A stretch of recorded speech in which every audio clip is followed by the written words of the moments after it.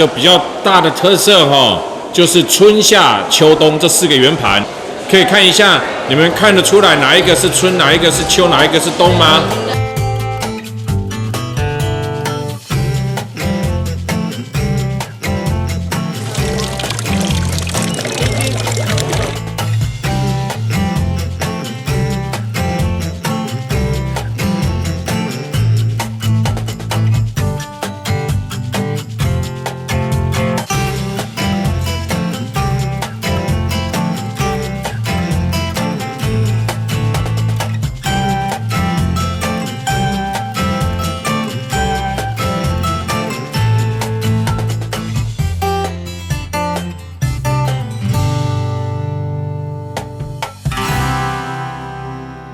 前往西班牙，飞往西班牙的巴塞隆纳。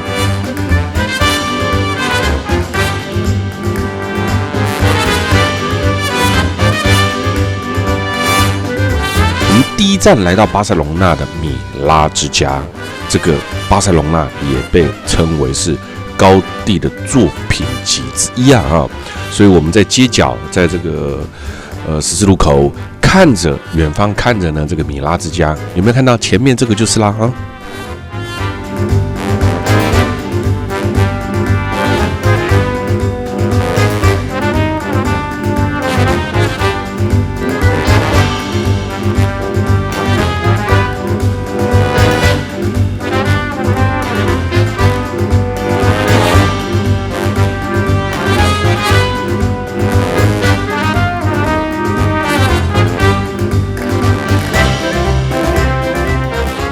在巴塞隆纳，几乎可以到处都看得到高第的伟大建筑。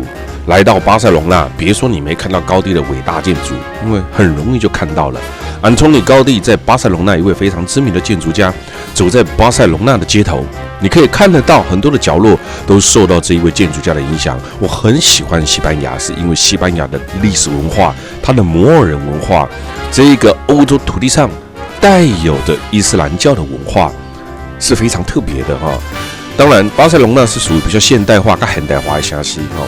离开的巴塞隆纳了呢，你也在看了真侪，无同款欧洲较有历史的国家，15世纪如何称霸全海洋？为何今时今日的中南美洲全部都讲西班牙语？可以看到当时这个国家的强盛啊。那高第也为巴塞隆纳带来了实际上的经济效益哈。当时不知道，现在就知道啦啊！当时高第自己也没想到啊。那我们离开了米拉之家之后，我们继续呢，走到下一个。今天都是城市观光啊。今天走到的另外一个这个地方呢，是巴塞隆纳的老城中心广场，也是之前世博会的展览地。现在我们经过这个十字路口前往哪边呢？前面那个远远的有没有？斗牛场啊，西班牙现在斗牛嘛是个有吼，但是呢，真侪斗牛场一定改建啊，改建才会变成商场啊，所以呢，我们还是来到这个之前在世博展览会的城市中心，在巴塞隆纳前往前面的这一个以前的斗牛场，来去看看以前的斗牛场有没有，现在改成什么样子喽。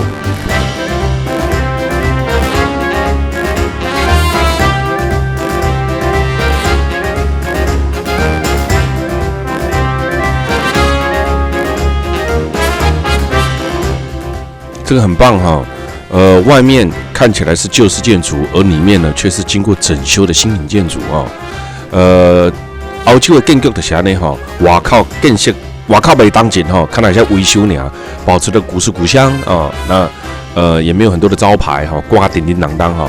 那进到里面来的时候呢，你就可以看得到这里面这一切这种氛围啦很现代化，很新颖化。把历史跟现代化人们的需求把它合并在一起。从这上面可以看得到这个圆形广场最左边的有没有看到那双尖塔过去那边呢，我们也可以看得到那一个是蒙朱伊克山丘啊。那从这个上面呢，可以看得到当时世博的展览会。再往另外一方面看过去，还可以看得到当时的奥林匹克运动场。在西元1929年为万国博览会所举办的地方，还有看到的西班牙广场。为什么叫做西班牙广场呢？因为很简单，当时万国博览会呢，它把所有西班牙的特色建筑就聚集在这个地方。我们现在上到了顶楼，这个斗牛场改建的卖场上面呢，俯览这个巴塞隆纳万国博览会的区域中心块啊。你看到这样绕过来，这个全部都在这上面啊。然后完了之后，我们继续前往下一个景点。我们现在来到的就是奥林匹克场了。1929年，在这边呢举办了万国博览会所建造的一个运动场啊。之后呢，改型成大型的运动场啊。一刚开始并不是为了奥运，但是后来呢，为了奥运再把它改建，1992年变成了巴塞隆纳奥运的主会场。现今呢，当作是什么足球比赛的场地，在这里啊，所有的城市啊，几乎啊都会有一个特点。这个特点是什么呢？就是以他们举办过奥运为他们非常骄傲的一个重要因素哦。所以通常这个地方如果举办过奥运之后，他们会留下一些当时举办过奥运的一些标志性的项目，一些标志留了下来。来观光客来到这，一定是甲所有世界上来参加国家的人讲，你甲看阮国家外交，我都办奥运啊！来，那了呢，能够继续行到这个奥运展览馆边啊，另外一个山丘顶馆，就是较大，但这个斗牛场顶馆看到蒙朱伊克山丘的伫这个万国博览会边啊。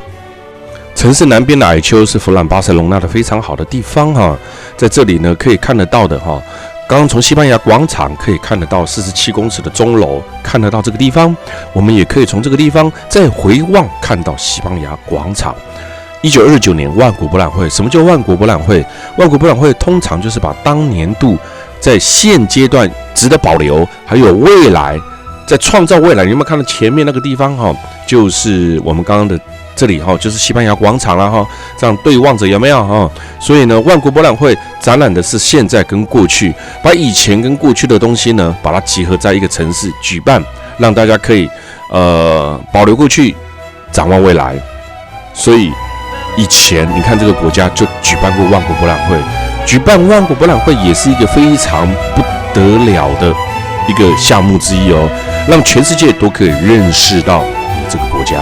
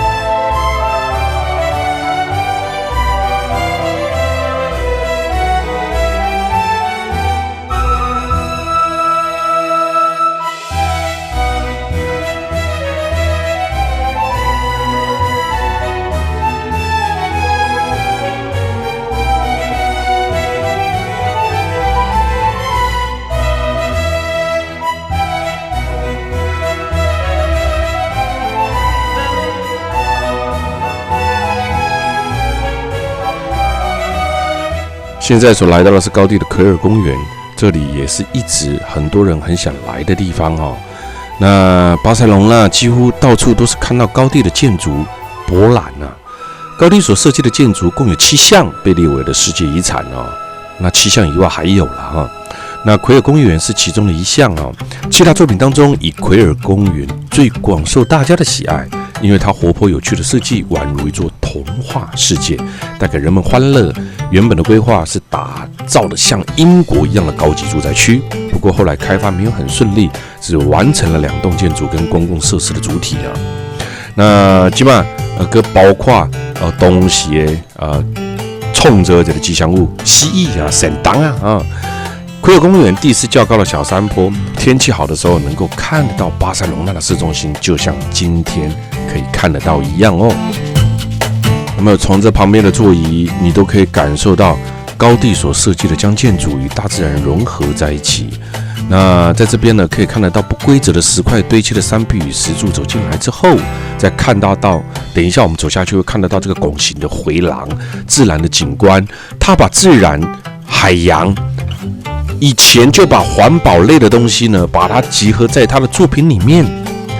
当年奎尔向高地建议买下他所创造的房子呢，2人比邻而居，一住就是20年，就底下这2间哈。前方这一座就是高地的粉红塔，有没有看到哈？咱还都经过高地的粉红塔哈。了呢，今麦改成博物馆啊，高地所设计家具甲使用过物件，就放伫遐多咱一开始入口处的这个粉红塔。今麦到家呢，看到这波浪形的屋檐，凹洞的设计呢是来自于当出水口这里哈，这个好像凉亭的椅子哈，有没有看到这些出水口一个哈，会从石像排水出去哈？那你看看以前的人就懂得设计出水口啊。那再下来呢，还可以看得到这些波浪形的马赛克座椅，那一个萝卜一个坑的感觉哦，这就是很不得了的地方啊，让人坐得非常的舒适，看起来也非常的美观哦。整排的公园采用大量的马赛克瓷砖拼贴，这样的技术呢，被称为呢什么高地的这一种马赛克的高地手法，将瓷砖敲碎之后再重新拼贴，这你万万想不到，好好的瓷砖把它敲碎拼贴之后，竟然可以制造一种艺术的美感，这就是很难想象得到的。而奎尔公园建在山坡上，所以从这个地方也是俯览巴塞隆纳市区最好的地方。然后呢，再往下面走，我们可以看得到由84根圆柱大平台所构成的希腊广场，梁柱之间的回音十分良好，常有街头艺人在这里表演，很难想象原本是为了市集所使用的希腊剧场哦。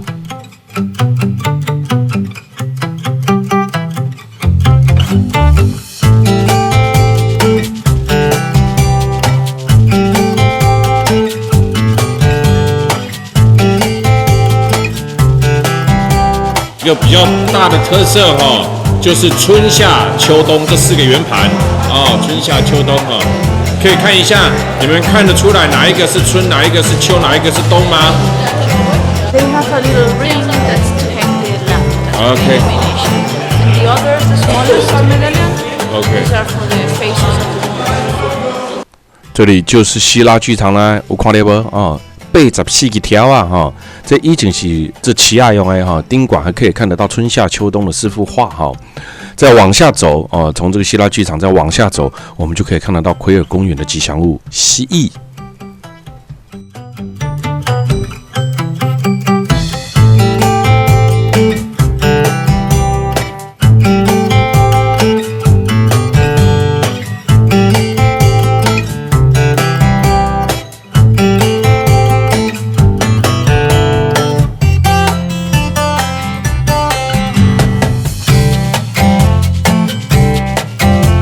来，我们从这边看下去哈，这个蜥蜴呢，万万没想到哈，把瓷砖敲碎之后再拼贴的感觉是这么的美幻哦。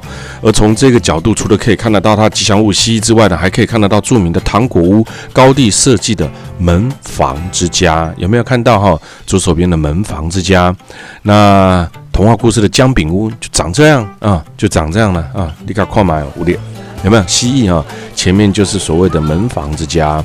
那门房之家呢，还有一个十字架的社区管理室哈，里面卖欧米亚给啊，会使买到但奎尔公园所设计的真侪产品，有无？有赞无？有水无？这就是高地的建筑展览啊。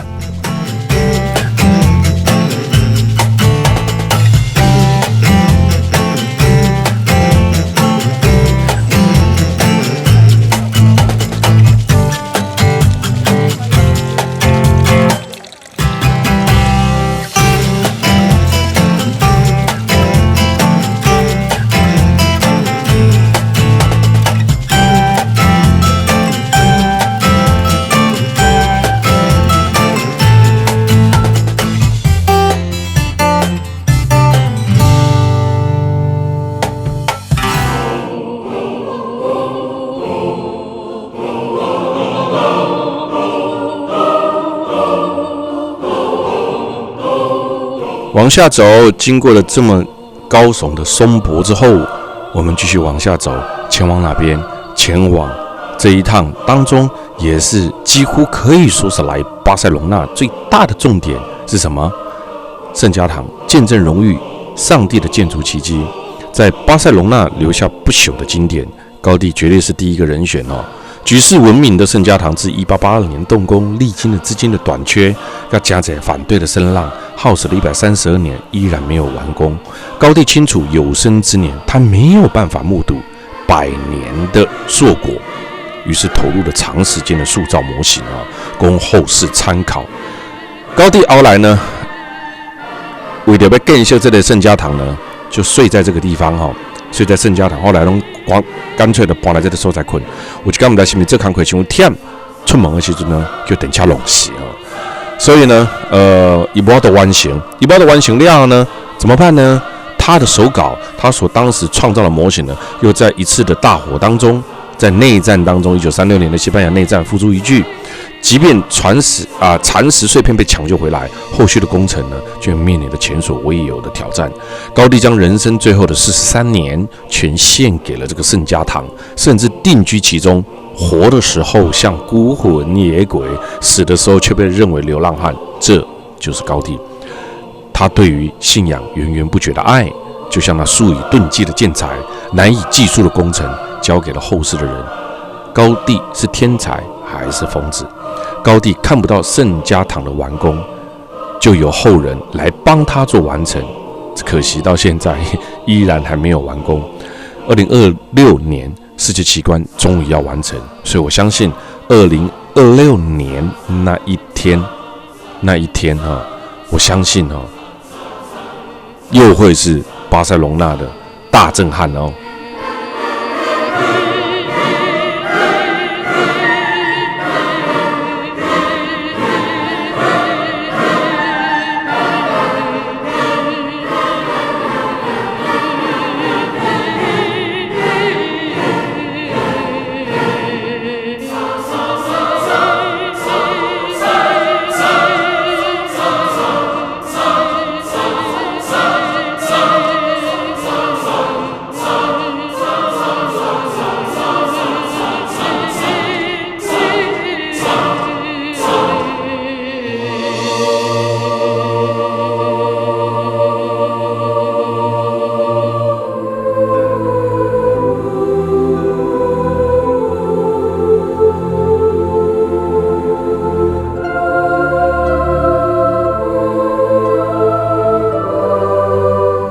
有没有看到最著名的地标高耸天主教教堂，修建了1个多世纪，2026年会完工，将会变成欧洲最高的宗教建筑。圣家堂在传奇建筑安东尼·高地开始兴建100多年来，这里目前是依靠私人捐款跟观光客提供的经费修缮至今呢。传闻现在每年的修建费用就要高达了8亿台币啊！哇，真的是是人工贵呢，还是怎么样？你也搞不太清楚了圣家堂现任的首席建筑师叫做 Foley 他表示呢，2026年可以完成主体部分，2032年可以全部装饰完毕。我的天哪不知道很多人可能等不到那个的时候，你看整个外面全部雕满了圣经的故事。目前18座高塔当中，东西南三面立柱共12座钟塔已经完成了，它也代表了耶稣的12门徒。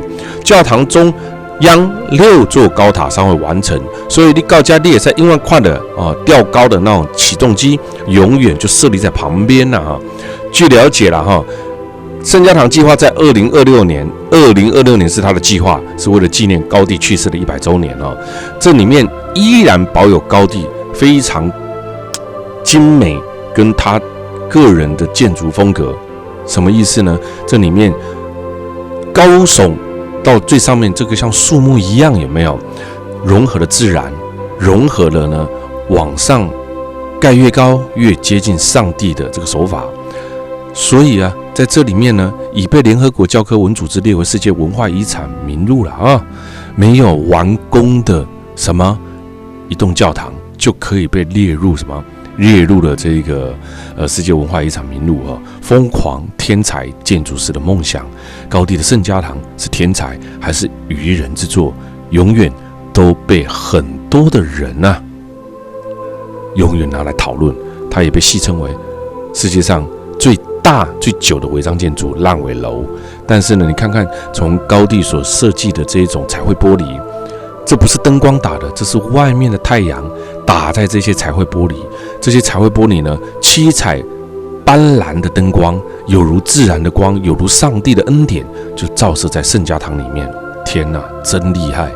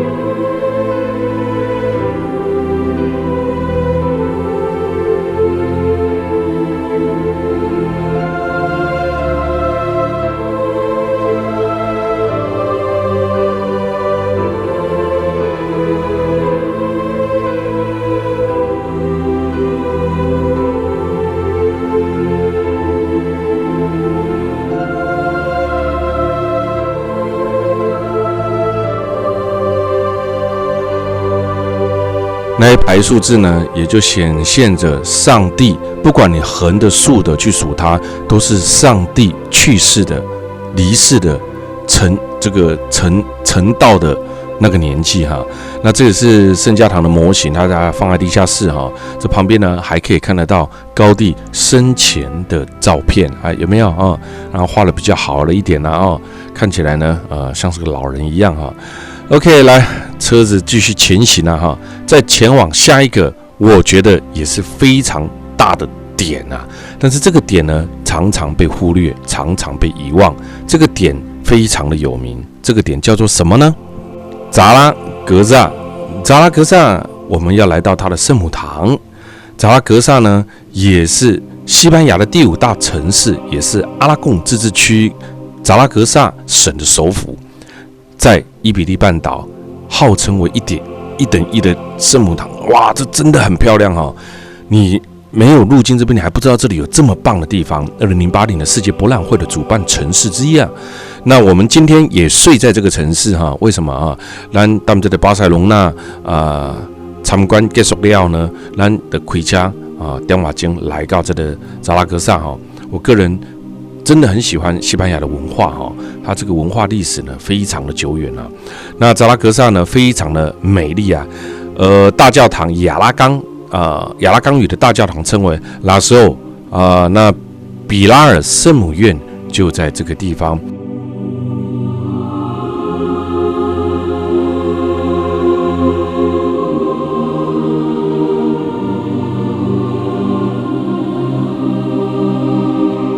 那比拉尔圣母院是扎拉格萨最具代表性的建筑。比拉尔这个字呢，在西班牙语是柱子的意思。据传，西元40年，圣雅克来到扎拉格萨的时候呢，圣母出现在眼前，给了他一个柱子，告诉他呢，以此柱建这个教堂。这也就是比拉圣母院的由来。比拉圣母院虽然建于西元40年，却经常陆陆续续经过改造，直到20世纪初才有今时今日的规模。这个美丽的教堂最引人注目的就是它的屋顶哦，由11个圆顶、4个高塔所构成，每一座圆顶上面都铺满了，我说了，西班牙拥有最特别的拜占庭风格的彩色瓦片，那蓝、绿、黄、白的交错，十分抢眼。教堂内部的艺术品非常的可看性，圆顶的湿壁画有一部分就出自于戈雅之手。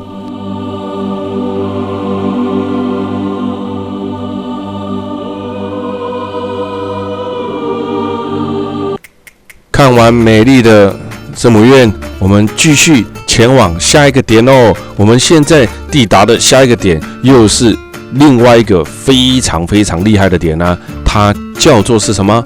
马德里。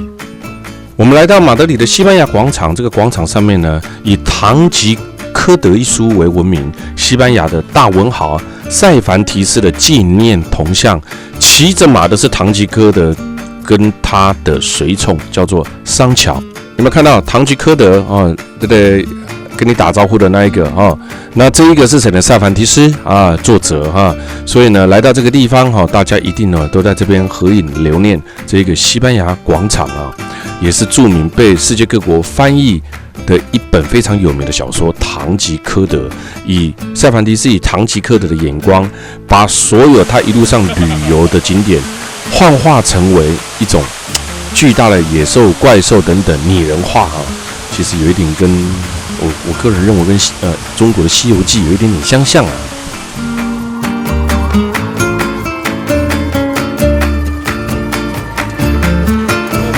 而现在再走过来看到的是马德里皇宫，这个马德里皇宫结合了巴洛克式与新古典主义的建筑的外观哦。当年西班牙王室鼎盛时期所兴建，白色的花岗岩作为它的什么？作为它的主建材，内部有2000多个房间，铺着红色天鹅绒的宝饰座，豪华气派的内部的陈设。但最可惜的是啥？最可惜的是我不能进去拍啊！那个马德里皇宫里面是不能够拍的哈。但是呢，它可以显现出什么？它可以显现出当年15世纪横跨征服世界的西班牙这个泱泱大国所这种风范。有没有看到它前面这个广场有多么的大？马德里皇宫这个建在18世纪欧洲目前仅存的第3大王宫，它仅次于哪里？你知道吗？法国的凡尔赛宫跟维也纳的皇宫哦。你若想要看嘛以前西班牙曾经辉煌的时代，你一定要来这个所在，这个所在就是皇宫马德里。我喜欢西班牙王宫，是因为呢，西班牙在15世纪的时候，它所创下来的历史，至今无人能敌。你看一个国家，它侵占中南美洲所留下来的这深远的意义啊！西班牙语，世界3大语系，整个中南美几乎都是讲西班牙话。它把马铃薯这种东西带到了欧洲，变成欧洲今日的主食。所以我很喜欢西班牙的文化，我更喜欢西班牙它这种多民族所带来、所呈现出来的这一种建筑特色。来到这边，从王宫我们开始一路要步行哦。我来过西班牙非常的多趟，每一到来我都感觉真欢喜啊，都希望有这样一个机会会使让我过来西班牙。我常常你讲哦，虽然这几年来欧洲这个动乱了哈，今天不是崩法国，崩西班牙，就是崩对哈，那崩米芳呢哈，到处炸来炸去。但我常讲那一句话哈，我们不要因为少数的一些人，让自己的梦想，让自己的理想被阻挠了。很多人当然会认为说啊，不切特啊，不要紧啊。对我来讲，有计划有梦想就实践它。今时今日不做，更待何时呢？这王宫旁边还有一个阿姆德纳圣母主教教堂，与王宫是相同色系的建筑，相当的漂亮啊。王宫里面因为不能拍呀，真可惜喽。所以呢，我们只能看看这个西班牙曾经辉煌历史就树立在这个地方。之后我们怎么办？我们就离开这边吧，准备前往下一个景点啊。从这边咱开始步练啊，变成到马德里市区观光。你看，今仔这外口面，咱好多还只是预约吼，无预约就是上安尼吼，摆较热等吼。那到市区内底行路，3月份来到西班牙。其实呢，南欧啊，基本上吼，冬天袂讲吼，足寒，寒到互你冻袂掉吼，这种状况足少的吼。但西班牙属于伊比利半岛的南欧，天气其实非常的舒服哦。你夏天来西班牙才真的热呢哈，像北非的摩洛哥等等啊，葡萄牙哇，那个夏天来了真是令人受不了啊。所以我一直觉得每年的11月份一直到2、3月份呢，都是非常适合到南欧旅游，包括像南意啦、像南西班牙啦、马德里啦，等等，都是非常的适合。OK， 那现在呢，我们继续前往在欧洲参观完这一个我觉得非常震撼的王宫之后呢，那继续对后边行，看看马德里的市区喽。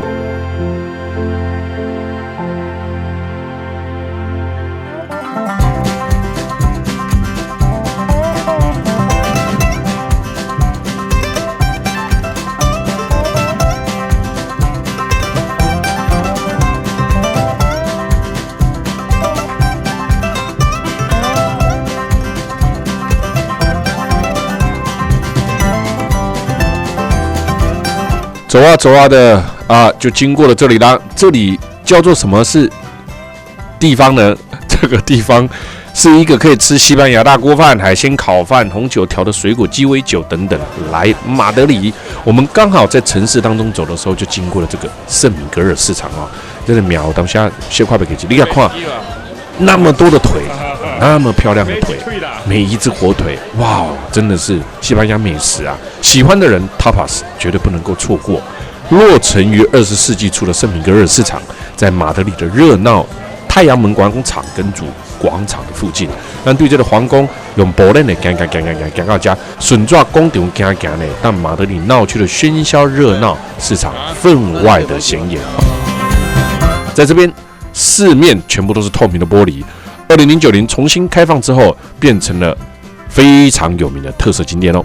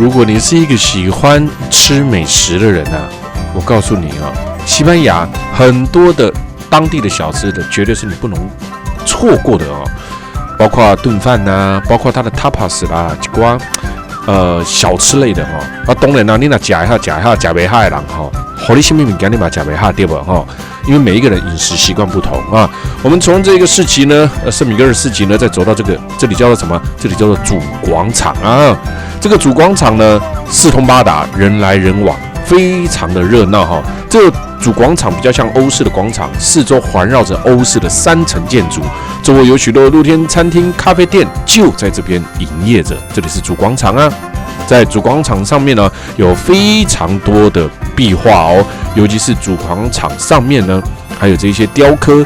哇，这里以前呢，你看看四面都是窗户，这一些呢，你有没有看到壁画这一些以前的主广场有任何的表演都可以从这个窗户里面打开，看着中央市集的这个地方那我们再从主广场呢一路往哪边走？往太阳门，也可以叫做太阳门广场那太阳门广场可以说是马德里最具指标性的广场，无时无刻都是人流量极大的一个地方马德里最热闹、最繁忙的地方。也是西班牙的首都。太阳门广场在这里呢，青铜雕像卡洛斯3世就树立在那个地方。我们现在从主广场一路行过去哈，然后还可以看得到所有西班牙中心起点0公里，也是从这一个太阳门广场这个地方去哦。尤其是每一年 Christmas 前后，哇，我的天哪，真美，真棒啊！这里会充满了各式各样非常漂亮的景观哦。那我们这样一路走过去呢，就准备前往哪边？太阳门广场喽。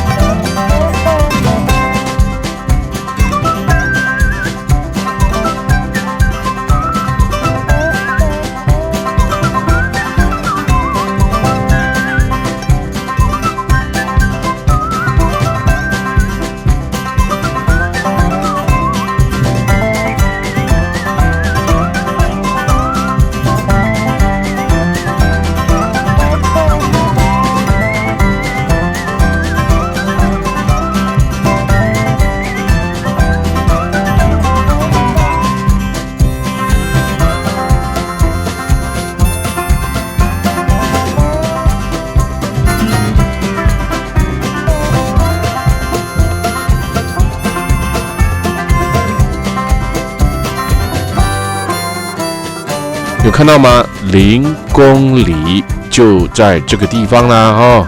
那这个0公里呢，也就是意思是说呢，万物所有的景点都从马德里出发，从0公里开始啊。然后包含这边还有一只小熊爬上树，这也是太阳门广场非常著名的地标哦，就在0公里的旁边啊。我们跟着咱东的地陪往前面去，就可以看得到这一只小熊爬树。毕竟啊，以前听说这里都是熊啊，现在比较少了啊。城市开发成这样，而且因为马德里的地形是个高地的关系。